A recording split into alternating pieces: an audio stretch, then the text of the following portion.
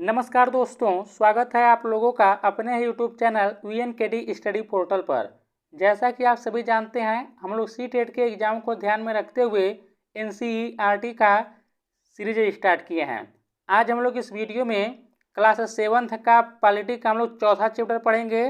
देखिए, चैप्टर का नाम है लड़के और लड़कियों के रूप में बड़ा होना। देखिए दोस्तों, इससे पहले हम लोग क्लास 6 का हिस्ट्री, पॉलिटी और ज्योग्राफी, साथ ही क्लास 7 का हिस्ट्री हम लोग कंप्लीट कर चुके हैं। यदि आप लोग पीछे के सभी वीडियो नहीं देखें और देखना चाहते हैं तो जाकर देख लीजिएगा। वह सभी वीडियो आप लोगों को चैनल के प्लेलिस्ट में मिल जाएगा। तो चलिए हम लोग शुरू करते हैं। देखिए, आज जो हम लोग पढ़ेंगे क्लास 7 का पॉलिटी का चौथा चैप्टर पढ़ेंगे। चैप्टर का नाम है लड़के और लड़कियों के रूप में बड़ा होना। देखिए दोस्तों, यह चैप्टर जो है आप लोगों के सी-टेट के एग्जाम के लिए बहुत ही इंपॉर्टेंट है। यहाँ से हर बार प्रश्न पूछा गया है। तो चलिए हम लोग देखते हैं।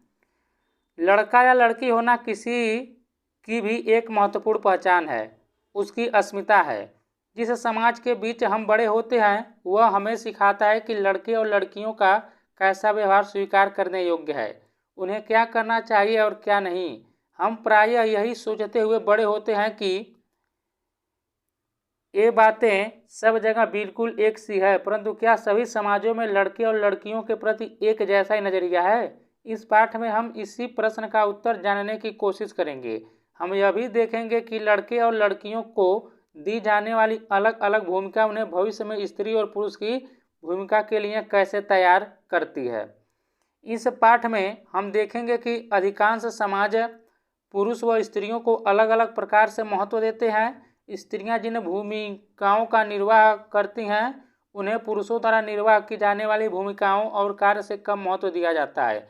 इस पाठ में हम यह भी देखेंगे कि स्त्री और पुरुष के बीच काम के क्षेत्र में असमानताएं कैसे उभरती है। तो चलिए हम लोग शुरू करते हैं। देखिए, यहाँ पर टॉपिक जो दिया है 1920 के दशक में सामोआ द्वीप में बच्चों का बड़ा होना। देखिए दोस्तों, यह सामोआ द्वीप के बारे में एग्जाम में पूछा गया, इसको याद रखिएगा।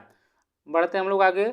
सामोआ द्वीप प्रशांत महासागर के दक्षिण में स्थित छोटे छोटे द्वीपों के समूह का ही एक भाग, याद रखिएगा।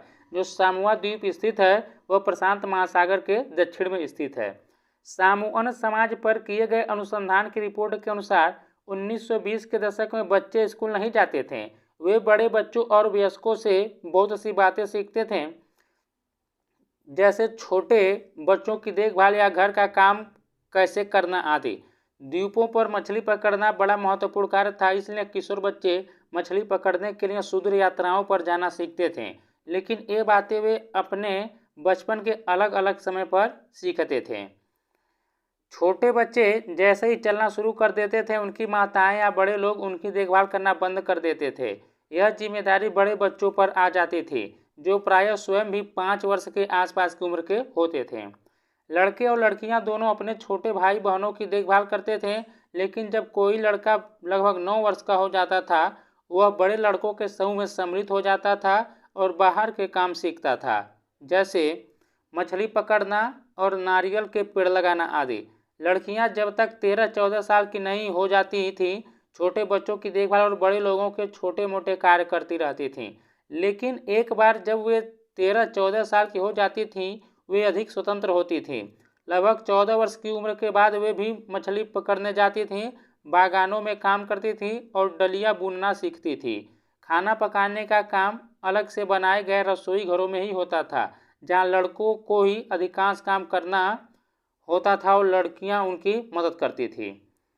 तो यहाँ देख सकते हैं आप लोग, लिखा है कि कक्षा 7 का एक सामूआ छात्र अपने विद्यालय की वर्दी में। अगला पॉइंट देखते हैं हम लोग।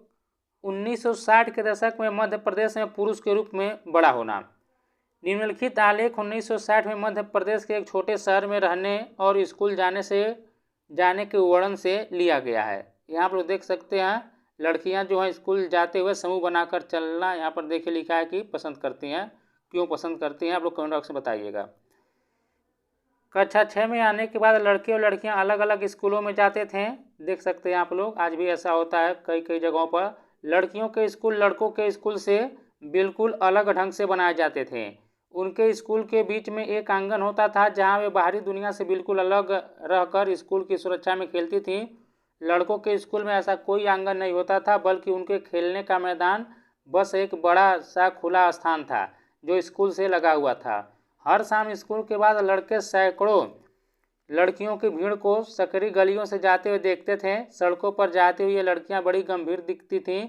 यह बात लड़कों से अलग थी जो सड़कों को अनेक कामों के लिए उपयोग करते थे, जैसे यूं ही खड़े खड़े खाली समय बिताने के लिए, दौड़ने और खेलने के लिए और साइकिल चलाने के लिए, कर्तव्यों को आजमाने के लिए। लड़कियों के लिए गली सीधे घर पहुंचने का एक माध्यम थी। लड़कियां हमेशा समूह में जाती थीं। शायद उनके मन में यह डर रहता था कि कोई उन्हें छेड़ न दे या उन पर हमला न कर दे। तो देखिए ये कारण है कि लड़कियां समूहों में जाती हैं स्कूल।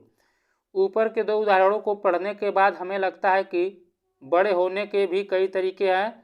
हम प्रायः सोचते हैं कि बच्चे एक ही तरीके से बड़े होते हैं। ऐसा इसलिए है क्योंकि हम अपने अनुभव से ही सबसे ज़्यादा परिचित होते हैं। देखिए दोस्तों, सी-टेट के एग्ज़ाम के लिए एनसीईआरटी का एक एक लाइन बहुत ही इंपॉर्टेंट होता है, इसलिए इन लाइनों को ध्यान से देखिए क्योंकि सी-टेट वाले यहीं से प्रश्न बना देते हैं। यदि हम अपने परिवार के बुजुर्गों से बात करें तो पाएंगे कि उनका बचपन शायद हमारे बचपन से बहुत भिन्न था। हम यह भी अनुभव करते हैं कि समाज लड़के और लड़कियों में स्पष्ट अंतर करता है। यह बहुत कम आयु से ही शुरू हो जाता है। उदाहरण के लिए उन्हें खेलने के लिए भिन्न खिलौने दिए जाते हैं। लड़कों को प्रायः खेलने के लिए कारें दी जाती हैं और लड़कियों को गुड़िया। आप लोग अपने समाज में देख सकते हैं इस प्रकार के एग्जाम्पल को। दोनों ही खिलौने खेलने में बड़े आनंददायक हो सकते हैं, फिर लड़कियों को गुड़िया और लड़कों को कारें ही क्यों दी जाती है। खिलौने बच्चों को यह बताने का माध्यम बन जाते हैं कि जब वे बड़े होकर स्त्री और पुरुष बनेंगे तो उनका भविष्य अलग अलग होगा। अगर हम विचार करें तो यह अंतर प्रायः प्रतिदिन की छोटी छोटी बातों में बनाकर रखा जाता है। लड़कियों को कैसे कपड़े पहनने चाहिए, लड़के पार्क में कौन कौन से खेल खेलें, लड़कियों को धीमी आवाज़ में बात करनी चाहिए और लड़कों को रौब से।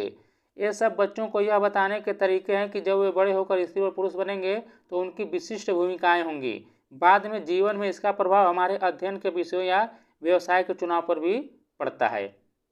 यहाँ आप लोग इसको स्टोरी को पढ़ लीजिएगा। आगे हम लोग बढ़ते हैं। अधिकांश समाजों में जिनमें हमारा समाज भी सम्मिलित है, पुरुषों और स्त्रियों की भूमिकाओं और उनके काम के महत्व को समान नहीं समझा जाता है। पुरुषों और स्त्रियों की हैसियत एक जैसी नहीं होती है। आओ देखें कि पुरुषों और स्त्रियों के द्वारा किए जाने वाले कामों में यह असमानता कैसे है।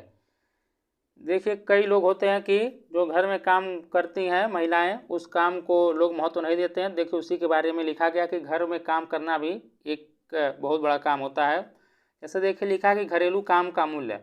हरमीत के परिवार को नहीं लगता था कि जसप्रीत घर का जो काम करती थी वह वास्तव में काम था।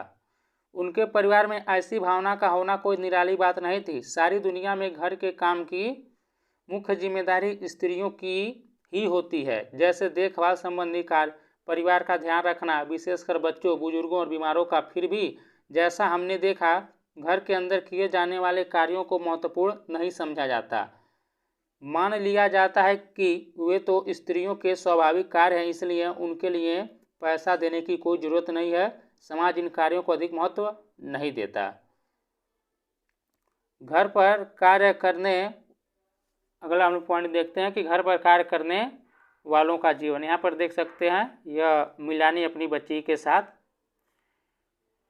उपर्युक्त कहानी में केवल हरमीत की माँ ही घर के काम नहीं करती थी, काफ़ी सारा काम मंगला करती थी जो उनके घरेलू काम में मदद के लिए लगाई गई थी। बहुत से घरों में, विशेषकर शहरों और नगरों में, लोगों को घरेलू काम के लिए लगा लिया जाता है।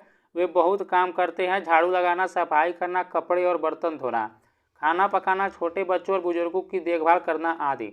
घर का काम करने वाली अधिकांशतः स्त्रियाँ होती हैं। कभी कभी इन कार्यों को करने के लिए छोटे लड़के या लड़कियों को काम पर रख लिया जाता है।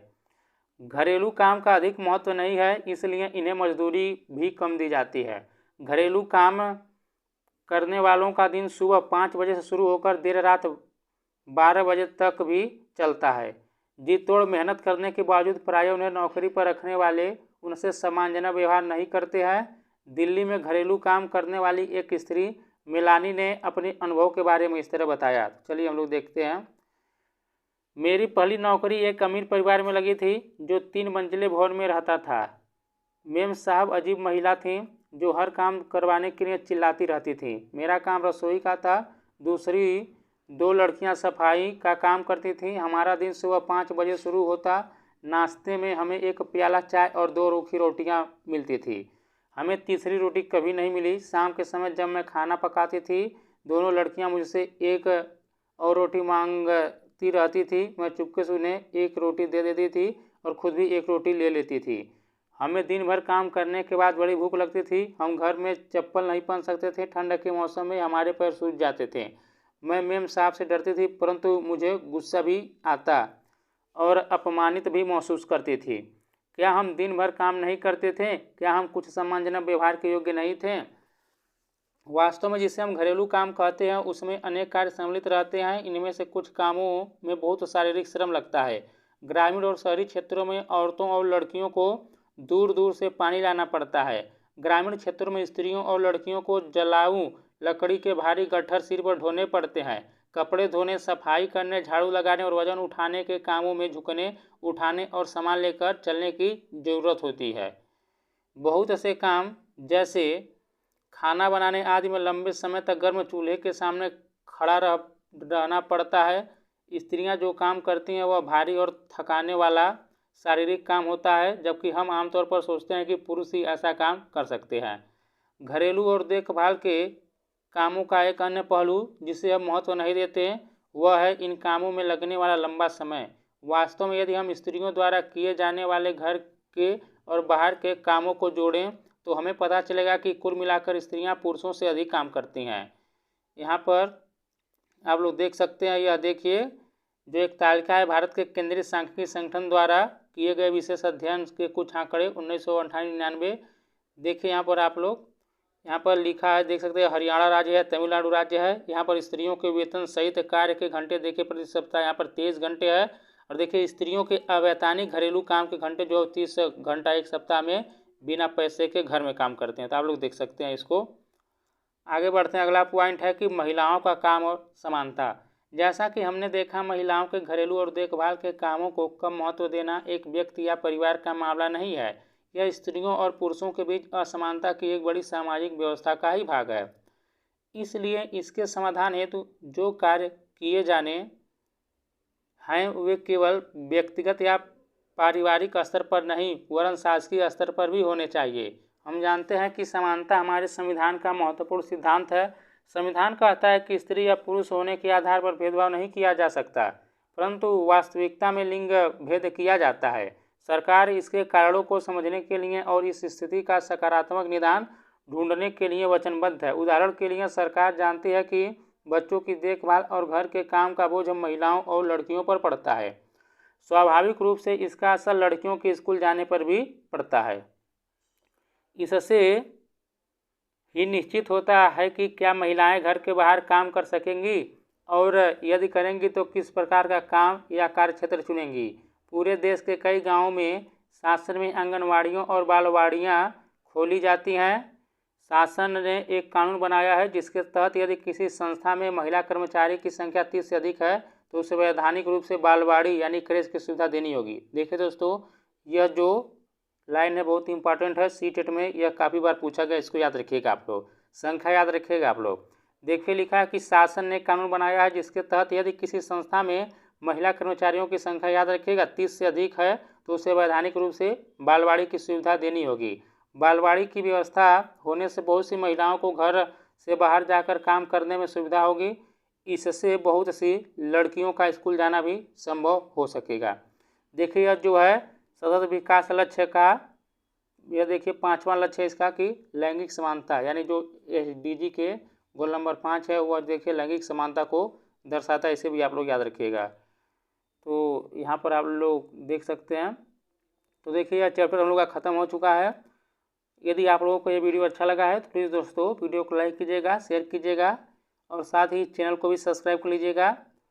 अब मिलते हैं हम लोग अगले चैप्टर में, तब तक के लिए नमस्कार, जय हिंद, जय भारत।